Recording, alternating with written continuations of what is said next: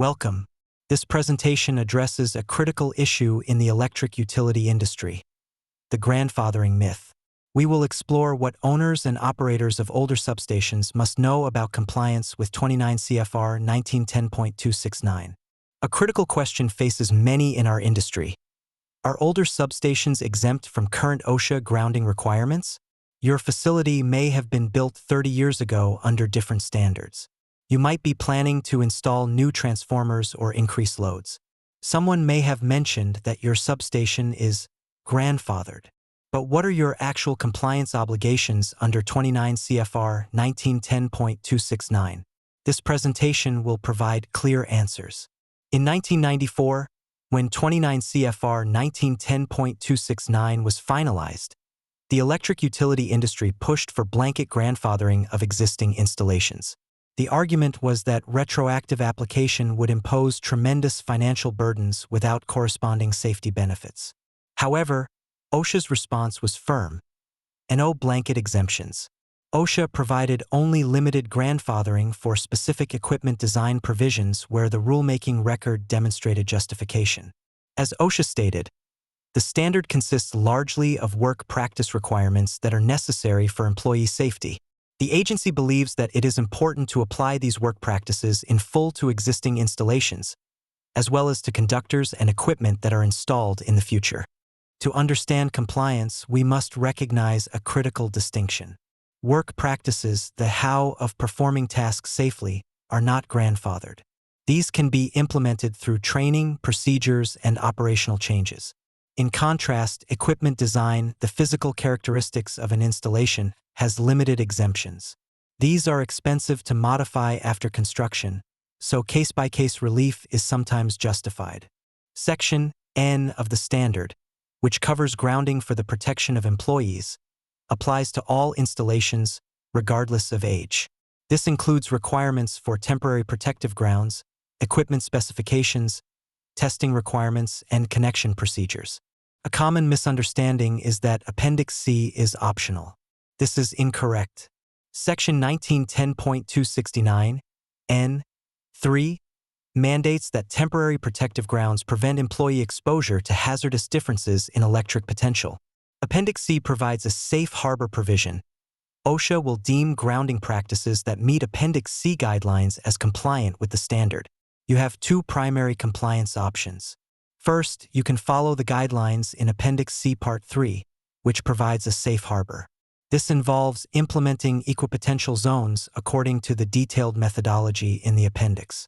Alternatively, you can use an engineering analysis to demonstrate that your grounding arrangements provide equivalent protection from hazardous step and touch potentials. These requirements apply to all substations when employees work on de-energized and grounded equipment. The term alteration is broader than many think. It includes physical changes to the grounding system, such as installing new ground grids or mats, modifying grounding electrode systems, upgrading ground conductors, and expanding ground grid coverage. Crucially, alteration also includes electrical system modifications that trigger compliance. This includes installing new transformers, voltage upgrades, adding generation sources, increasing system loads, system reconfigurations, and protective relay changes. Any modification that changes electrical parameters affecting grounding system performance constitutes an alteration. To be clear, any modification that changes electrical parameters affecting grounding system performance constitutes an alteration. This matters because your grounding system was designed based on specific assumptions about fault current magnitude, duration, and distribution. When you change those parameters, you have fundamentally altered the conditions the grounding system must handle. Let's review the system changes that require a grounding review. These include installing new transformers, increasing system loads, voltage upgrades, system reconfigurations, adding generation sources, and protective relay modifications. In short, the grounding system must be verified for new electrical conditions. Let's debunk some common myths. Myth number 1. Our substation was built in 1965, so we're grandfathered. The reality is that work practice requirements apply regardless of facility age. Myth number 2. We only need to worry about Section N if we modify the grounding system. The reality is that electrical system changes that affect fault currents also trigger compliance review. Myth number 3. Appendix C is just guidance. We don't have to follow it. The reality is that Section N(3) mandates protection from hazardous potentials, and Appendix C provides the safe harbor for compliance. Continuing with our myth busting. Myth number 4. Installing a new transformer is just maintenance, not an alteration. The reality is that new transformers change fault current levels and constitute an alteration. Myth number 5. OSHA doesn't really enforce Section N for older facilities. The reality is that OSHA enforces work practice requirements regardless of facility age. So, what must older substations comply with? All work practice requirements, including Section N grounding procedures, equipotential zone requirements, through either engineering analysis or Appendix C compliance. Performance standards, meaning that even if equipment doesn't meet current design standards, work practices must provide equivalent protection. And finally, you must be able to demonstrate protection through documentation. When making electrical system changes, you must determine if the existing grounding system provides adequate protection under the new conditions. This requires a rigorous engineering analysis of parameters such as fault current magnitude and duration, ground potential rise, step and touch potentials, clearing times, soil resistivity, and ground grid resistance. Based on this analysis, you can determine the necessary protective options. Here are 6 best practices for compliance. 1. Conduct a baseline assessment of your grounding system. 2. Implement a change management process. 3. Develop comprehensive work procedures. 4. Train employees on step and touch potential hazards. 5.